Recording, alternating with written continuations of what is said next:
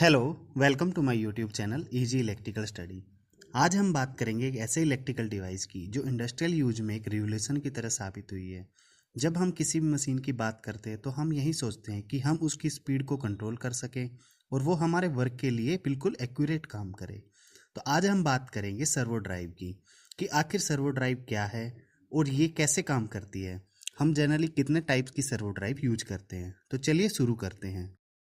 Servo drive जो होती है वो मोटर की स्पीड को कंट्रोल करती है, वहीं साथ के साथ वह हमें एक्यूरेट मोटर की पोजीशन और मोटर की स्पीड प्रोवाइड करती है। सर्वो ड्राइव के साथ हम ज़्यादातर सर्वो मोटर ही यूज करते हैं। सर्वो मोटर में क्या स्पेशल रहता है? देखिए, सर्वो मोटर भी एक आम मोटर की तरह होती है, लेकिन इसमें जो सबसे बड़ा डिफरेंस होता है वो है एनकोडर का। इसमें एक एनकोडर लगा रहता है जो मशीन को 360 डिग्री, अगर हमारी कोई भी मोटर रोटेट कर रही है तो उसके पोजीशन को ये सर्वो ड्राइव को प्रोवाइड करता है। कोई भी मोटर है, अगर वो 360 डिग्री रोटेट कर रही है तो ये हमारा इनकोडर का काम होता है कि हर एक पोजीशन पे, हर एक डिग्री पे एक पल्स जनरेट करके हमारी सर्वो ड्राइव को प्रोवाइड, और साथ के साथ सर्वो ड्राइव मोटर की डायरेक्शन को भी कंट्रोल करती है, उसको एंटी क्लॉकवाइज घुमाना है या क्लॉकवाइज घुमाना है।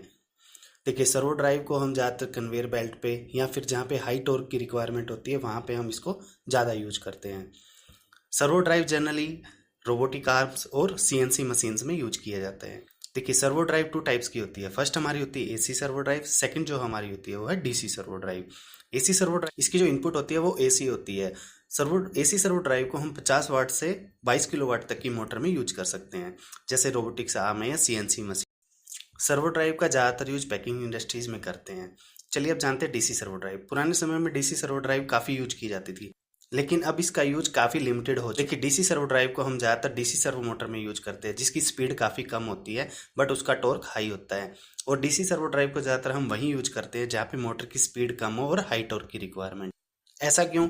चलिए जानते हैं। देखिए, एसी से जो हमारा एसी करंट होता है उसमें हमारी पोलैरिटी वो बार बार चेंज होती रहती है। इस वजह से ये मोटर्स जो होती है वो हमें हाई टॉर्क प्रोवाइड नहीं कर सकती। वहीं डीसी में ऐसा नहीं होता। देखिए, डीसी करंट में हमारी जो वोल्टेज होती है वो कांस्टेंट रहती है, जिस वजह से हमारी डीसी सर्वो ड्राइव एक कांस्टेंट वोल्टेज हमारी डीसी मोटर को प्रोवाइड करती है, और उसकी मूवमेंट या हम बोल सकते हैं उसका रिवोल्यूशन जो होता है वो स्लो होता है, बट वो काफ़ी हाई टॉर्क हमें प्रोवाइड करती है। इसीलिए हम डीसी सर्वो ड्राइव का यूज ज़्यादातर उन्हीं जगह पे करते हैं जहाँ पे हमें कम स्पीड और हाई टॉर्क की रिक्वायरमेंट होती है। अब जान लेते हैं आखिर सर्वो ड्राइव काम कैसे करती है।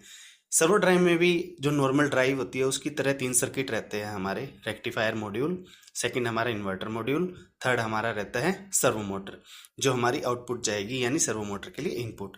इसमें एक एक्स्ट्रा सर्किट हमारा ऐड होता है, वो होता है हमारी मोटर पे लगा एनकोडर, जो कि हमारी मोटर की पोजीशन को सेंस करता है और उसी के अकॉर्डिंग जो कोई भी सिग्नल होगा उसको जनरेट करके हमारी सर्वो ड्राइव तक वापस देता है। देखिए, कोई भी सर्वो ड्राइव किसी मोटर को अगर सप्लाई प्रोवाइड करती है तो वो मोटर रोटेट करती है, वहीं साथ के साथ मोटर के साथ जो एनकोडर लगा रहता है वो उसकी मूवमेंट को कंट्रोल करता है और उसकी मूवमेंट को काउंट करता है। उसी मूवमेंट के अकॉर्डिंग वो एक सिग्नल जनरेट करता है। उस सिग्नल को वो 0 डिग्री से लेकर 180 यानी 360 डिग्री तक जो मोटर की रोटेशन होती है उसकी तरह वो काउंट करता है और एक पल्स जनरेट करके हमारी ड्राइव एक रेफरेंस सिग्नल को प्रोवाइड करता है। किसी भी सर्वो ड्राइव मॉड्यूल में एक स्पेशल सिग्नल यूज करते हैं। अब ये स्पेशल सिग्नल क्या है? देखिए, स्पेशल सिग्नल कुछ नहीं, जो हमारी मोटर के साथ एनकोडर लगा रहता है वो हमारी मोटर की स्पीड को, यानी जो स्पीड पे हमारी मोटर घूम रही है उसी के अकॉर्डिंग पल्स जनरेट करता है।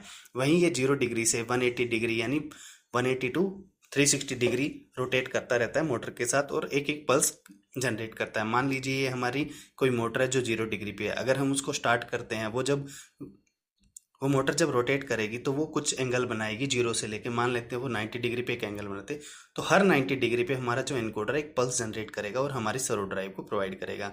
सर्वो ड्राइव में एक ट्रांजिस्टर सर्किट लगा रहता है जो हमारे इस सिग्नल को एम्पलीफाई करता है। एम्पलीफाई करने के बाद ये हमारे एडीसी कंट्रोलर को देता है। ADC controller generally analogue signal को डिजिटल सिग्नल में कन्वर्ट करता है हमारी ड्राइव के लिए, और हमारी ड्राइव को वो सिग्नल प्रोवाइड करता है। उस सिग्नल के अकॉर्डिंग हमारी ड्राइव ये कैलकुलेट करती है कि इस समय हमारी मोटर की, यानी हमारी मशीन की पोजीशन क्या है। उसी पोजीशन के अकॉर्डिंग हमारे रोबोटिक्स आर्म है या कोई अदर मशीन है या मशीन की स्पीड है या मोटर की स्पीड है, जो मोटर चल रही है वो कंट्रोल होती है। सर्वो ड्राइव के कुछ बेनिफिट्स है, जैसे सर्वो ड्राइव की एक्यूरेसी काफ़ी अच्छी होती है, इससे हम एनर्जी सेविंग भी कर सकते हैं।